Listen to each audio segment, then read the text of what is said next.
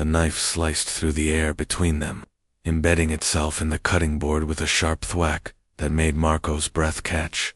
Dante didn't even glance up from the tomatoes he was dicing, but the corner of his mouth curved into that infuriating smirk that had haunted Marco's dreams for 3 weeks now. This wasn't how rival chefs were supposed to behave during a cook-off for the most coveted restaurant space in Boston's North End. Marco had prepared for Dante's technical skill, his innovative flavor profiles, even his insufferable confidence. What he hadn't prepared for was the way Dante's forearms flexed as he worked the dough, flour dusting his olive skin like snow on warm earth. The heat between their stations had nothing to do with the ovens.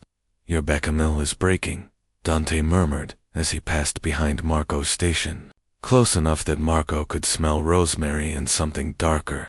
Marco's hand trembled slightly as he whisked, furious that Dante had noticed, more furious that Dante had been watching him at all. He'd worked in kitchens from Paris to New York without ever losing his composure, but 3 seconds of Dante's breath on his neck had him rattled like a first-year culinary student. The judges wouldn't arrive for another hour, and the auxiliary staff had been dismissed for the deliberation period. They were alone now in the vast industrial kitchen. Nothing but stainless steel surfaces and the tick of the timer counting down the minutes until their final presentations. Marco forced himself to focus on the sauce, adjusting the heat, adding a whisper of cream to bring it back together. "Worried?" Dante asked, his voice carrying across the kitchen with that casual arrogance that made Marco want to throw something or kiss him. He wasn't entirely sure which anymore. Marco ignored him, reaching for the saffron threads he'd been saving for the risotto. His fingers brushed the small glass jar, and he remembered the moment 3 weeks ago when this had all begun. The restaurant space had been empty then, a beautiful shell of exposed brick and soaring ceilings on Hanover Street, waiting for the right vision to bring it to life.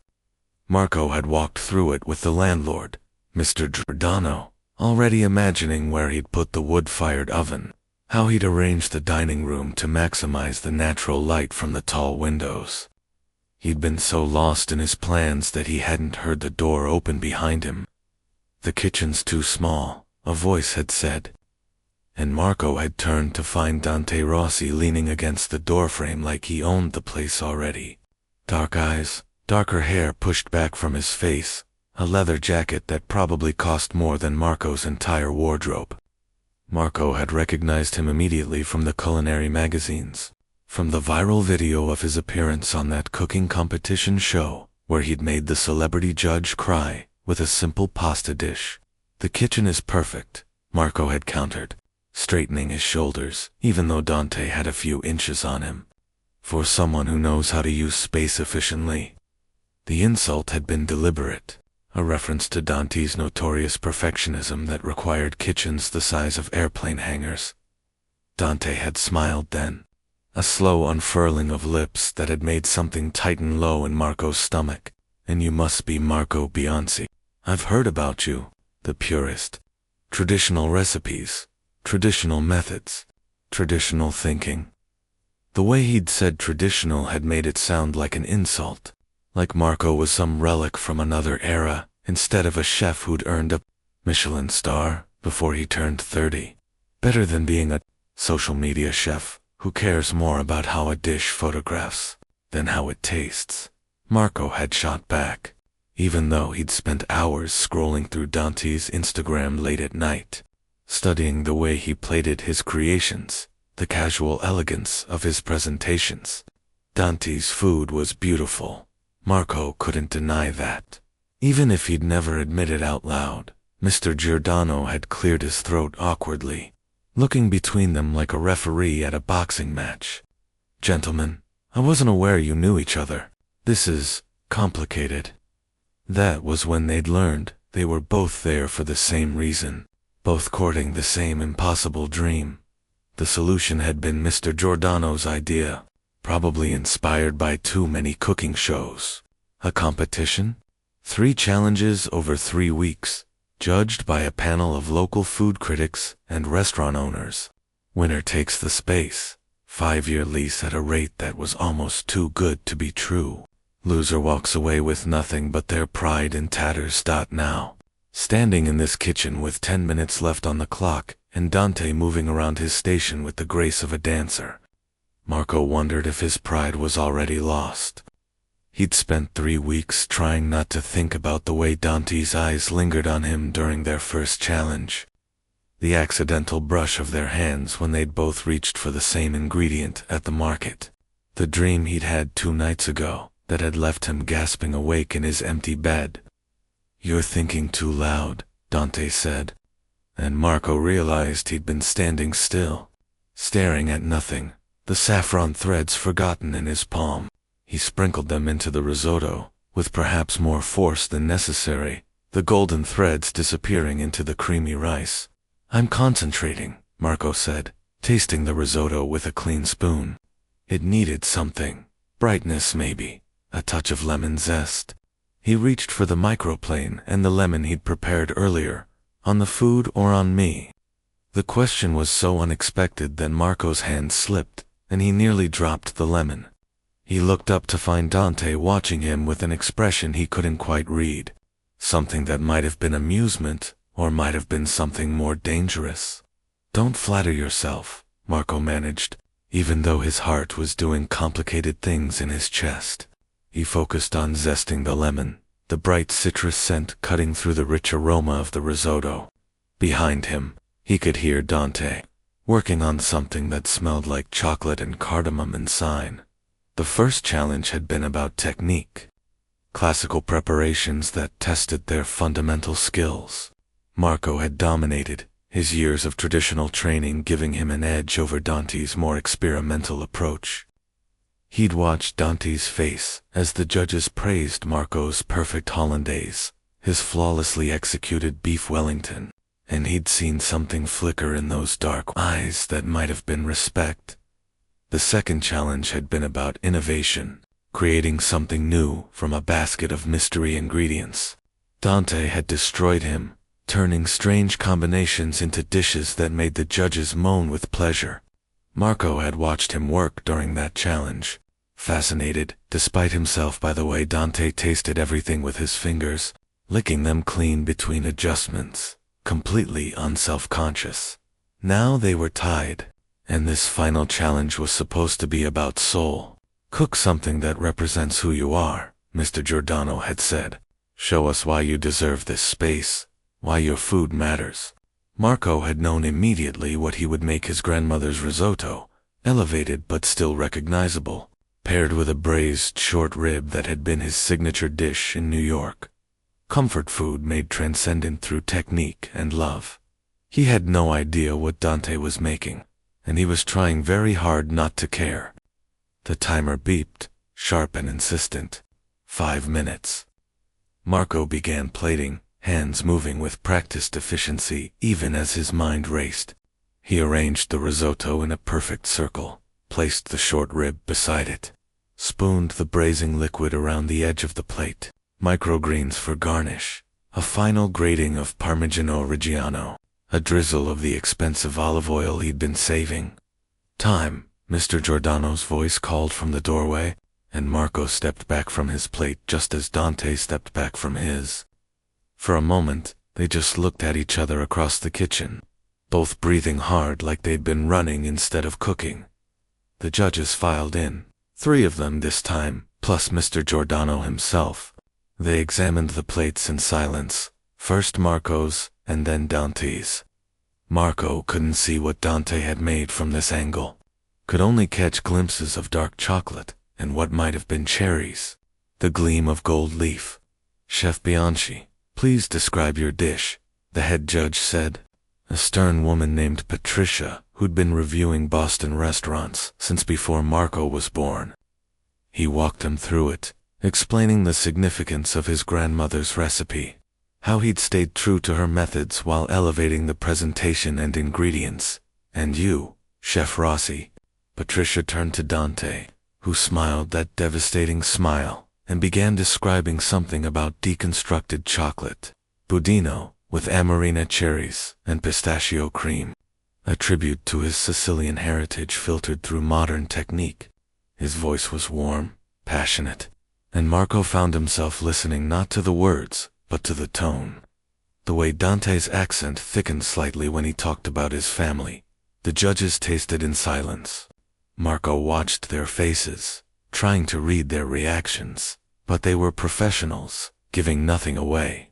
After what felt like hours, but was probably only minutes, they excused themselves to deliberate in Mr. Giordano's office.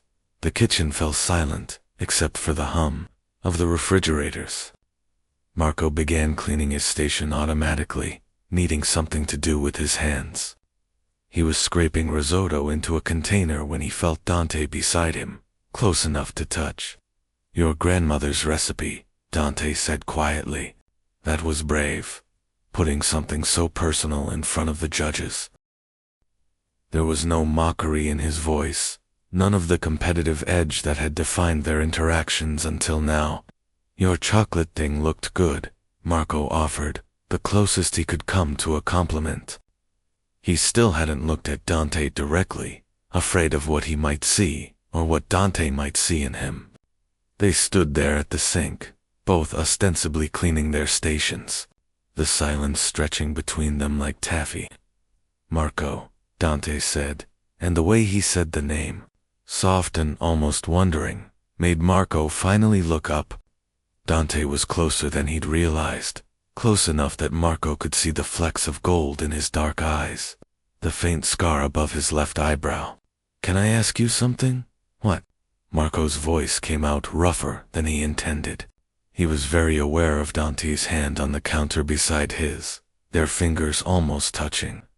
"If I win," Dante said slowly, "and I get the restaurant space, would you consider staying in Boston?" The question hung in the air between them, loaded with implications that made Marco's mouth go dry. "Why would I do that?" Marco asked, even though he knew, somewhere deep in his chest, where truth lived, exactly why Dante was asking. He'd known since the first challenge, maybe since that first moment in the empty restaurant, when Dante had smiled at him like he was something worth looking at.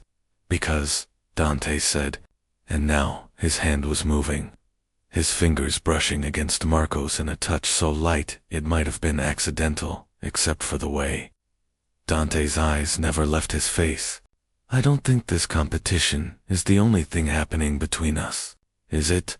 Marco should have stepped back, should have maintained professional distance, should have laughed it off, or made some cutting remark. Instead, he turned his hand over, letting his palm meet Dante's, their fingers lacing together with a rightness that terrified him. "No," Marco admitted, the word barely more than a breath. "It's not." They stood like that, hands joined over a sink full of dirty dishes, until the sound of footsteps in the hallway made them spring apart like guilty teenagers. The judges filed back in their faces, professionally neutral. Patricia cleared her throat, looking between Marco and Dante with an expression that might have been knowing. "This was an incredibly difficult decision," she began, and Marco felt his stomach drop. "Both of you demonstrated exceptional skill, passion, and creativity throughout this competition. However," Mr. Giordano said, taking over, "we can only award the space to one chef." He paused, dragging out the moment in a way that made Marco want to shake him. "The restaurant space goes to neither of you, what?" Marco and Dante said in unison, breaking their careful silence. Mr. Giordano held up his hands, a smile spreading across his weathered face. "Let me finish. The space goes to both of you, if you're willing to work together. Your styles complement each other in ways we didn't expect. Marco, your traditional approach grounds the dining experience in comfort and familiarity. Dante, your innovation brings excitement and surprise. Together, you could create something truly special." Marco looked at Dante, found him already looking back. A restaurant together, working side by side every day, navigating not just their professional rivalry, but whatever this other thing was that had been building between them. It should have been terrifying. Instead, it felt like possibility. "I'm in if you are," Dante said, his voice steady, but his eyes uncertain, like he was offering more than just a business partnership. Marco thought about walking away, about the other opportunities waiting for him in New York, or Paris, or anywhere that wasn't here, with Dante Rossi and his devastating smile, and his perfect chocolate budino. Yes, Marco said, and watched Dante's face transform with relief, and something that looked a lot like joy. But we're doing this my way. No ridiculous molecular gastronomy, no foam, and absolutely no gold leaf on everyday dishes. Deal, Dante said, grinning now, as long as you agree to occasionally try something that was invented after 1950. His hand found Marco's again, this time in full view of the judges and Mr. J, who were all pretending very hard not to notice. The next 3 months were chaos. They signed the lease together, arguing over every detail from the placement of the wood-fired oven to the color of the dining room walls. They interviewed staff together, sometimes agreeing on candidates and sometimes fighting so loudly that the interviewees fled. They tested recipes in Marco's tiny apartment kitchen, standing so close they could barely move, feeding each other bites and making adjustments until something was perfect. And somewhere in those 3 months, between the arguments about menu pricing and the late nights building flat-pack furniture for the dining room, they fell into each other. It started with Dante kissing him after a particularly successful risotto test, Marco still holding the wooden spoon, both of them tasting of saffron and wine. It continued with Marco showing up at Dante's loft at 2 in the morning because he couldn't sleep for thinking about him. Dante answering the door shirtless and sleepy, and pulling Marco inside without a word. They didn't talk about it at first, too superstitious or too scared to name what was happening. But their staff knew, the way they stood too close in the kitchen, the way Dante's hand would find the small of Marco's back when he passed, the way Marco would taste something from Dante's spoon without being asked. By the time they opened, 3 months to the day after the competition ended, everyone knew that Rossi and Bianchi was more than just a restaurant partnership. Opening night was perfect chaos. The dining room was packed, every table full of critics and friends and curious locals who'd heard about the rival chefs who'd become partners. Marco worked his station with fierce concentration, sending out perfect plates of his grandmother's risotto, of braised meats and roasted vegetables that spoke of tradition and home. Beside him, Dante created his own magic, modernist interpretations of Italian classics that looked like art and tasted like memory. They moved around each other in the kitchen, like they'd been doing this for years instead of months, anticipating each other's needs, covering each other's blind spots. When the last plate went out and the kitchen began to quiet, when the staff started breaking down their stations and the dining room slowly emptied, Marco found Dante waiting for him by the office. "We did it," Dante said, and he looked exhausted and exhilarated and so beautiful that Marco's chest ached with it. They'd barely had time to see each other outside the restaurant in the final push before opening. Barely had time for anything except work and sleep. "We did," Marco agreed, letting himself lean against Dante, breathing in the smell of kitchen and cologne and something that was just Dante. "Your chocolate thing was a hit." Table 12 ordered 3 of them. "Your short rib made someone cry," Dante countered, his arm coming around Marco's shoulders. "Happy tears," I checked. "Come on, let's get out of here. The staff can finish closing." They walked through the north end as the city settled into early morning quiet. The cobblestone streets, nearly empty, the air smelling of bread from the bakeries starting their day. Dante's apartment was closer. A converted warehouse loft with enormous windows and a kitchen that was almost as nice as the restaurants.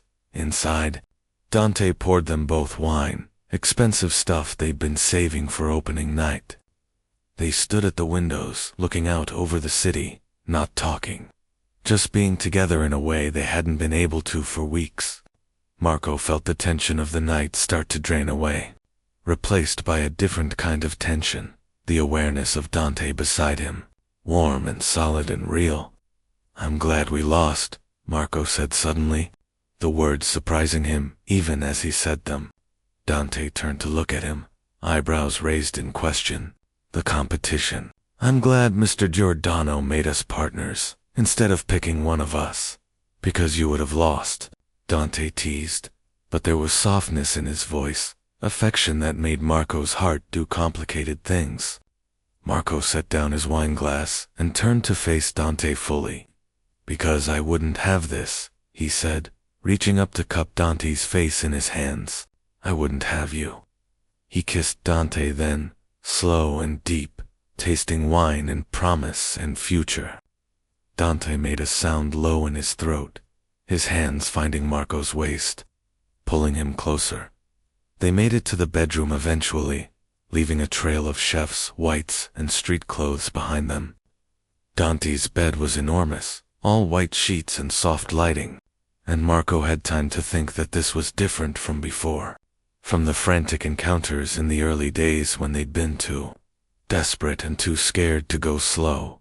Now Dante touched him like he had all the time in the world, mapping Marco's body with hands and mouth, learning what made him gasp, what made him arch into the touch. Marco returned the favor, exploring the landscape of Dante's body, the unexpected softness of his skin, the hard muscle underneath, the sounds he made when Marco found sensitive spots. When they finally came together, it felt like inevitability, like everything that had happened since that first meeting in the empty restaurant had been leading to this moment. Dante moved above him, their eyes locked, and Marco felt himself falling into those dark eyes, into this man who challenged him and matched him and somehow understood him better than anyone else ever had. After, they lay tangled together in the sheets, Marco's head on Dante's chest, listening to his heart beat slow. Dante's fingers traced idle patterns on Marco's shoulder, and Marco felt more content than he could remember feeling in years. So what happens now? Dante asked quietly, his voice vibrating through his chest. Marco propped himself up on one elbow to look at him. Now we run a restaurant together, Marco said. We probably fight about the menu and the staff and whether or not to use truffle oil. We make it work. And this? Dante asked, his hand moving to cup Marco's face. Do we make this work too? There was vulnerability in his voice, uncertainty that Marco wanted to kiss away. Yeah, Marco said firmly. We make this work too. I'm not going anywhere. Dante, you're stuck with me now. He kissed him to seal the promise, slow and sweet. Good, Dante murmured against his lips. Because I love you, Marco Bianchi. I think I have, since you insulted my plating on day one. The confession hung in the air between them. Brave and terrifying. Marco's breath caught, his heart doing that thing again where it felt too big for his chest. I love you too, he said, the words easier than he'd expected. Even though your foam obsession is going to drive me crazy. Dante laughed, pulling Marco back down against him. No foam at the restaurant, I promise. Well, minimal foam, occasional foam. Marco bit his shoulder lightly in retaliation, making Dante yelp. They fell asleep like that, wrapped around each other as dawn began to lighten the windows. In a few hours, they'd have to get up and do it all again, prep the kitchen, review reservations, manage staff, create food that would make people's eyes roll back with pleasure.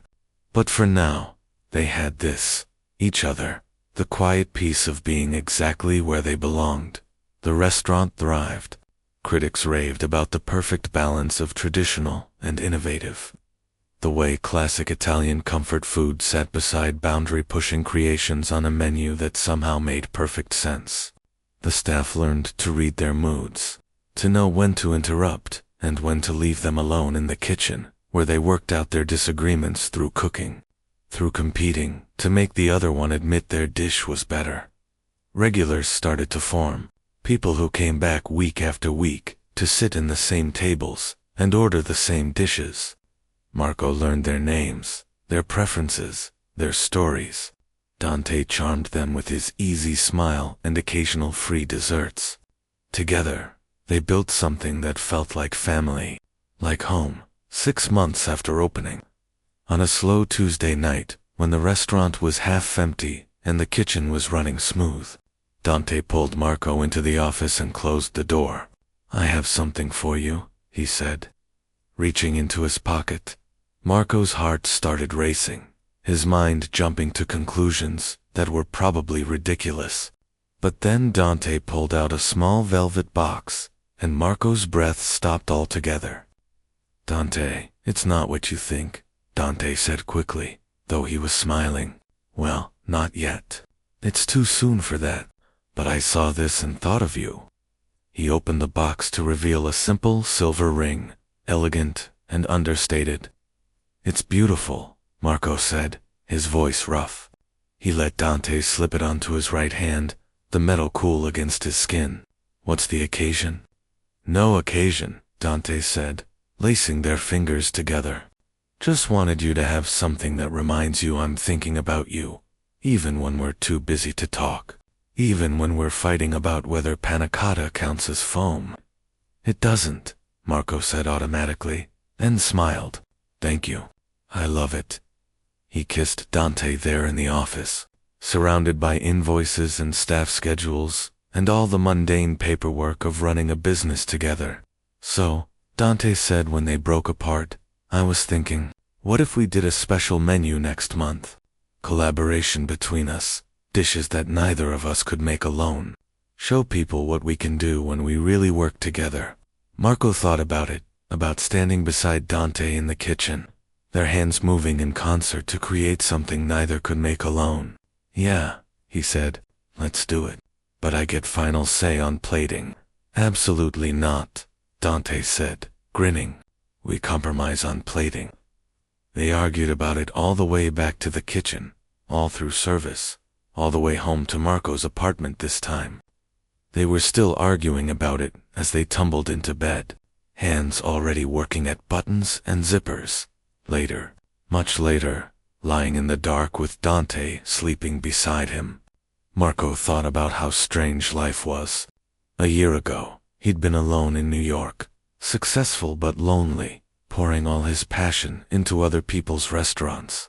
Now he had a restaurant that was his, a partner who was his match in every way, a future that looked bright and complicated and perfect. He thought about that first day in the empty restaurant space, how he'd seen Dante and immediately felt that pull, that recognition of something important. He'd fought Dante, fought himself, but in the end, it hadn't mattered.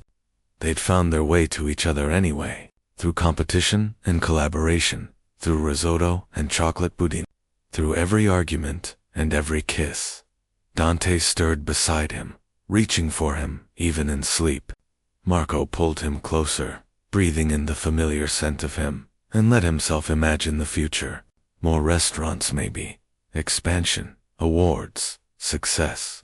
But also this, always this Dante, beside him in the kitchen and in bed, challenging him and loving him and making every day an adventure. "Love you," Dante mumbled, barely awake. Marco kissed his forehead, his heart full to bursting. "Love you too," he whispered back. "Now go back to sleep. We have a tasting menu to plan in the morning." Dante's soft laugh was the last thing Marco heard before sleep claimed him, and he fell into dreams of kitchens and kisses and a life built together, one perfect dish at a time.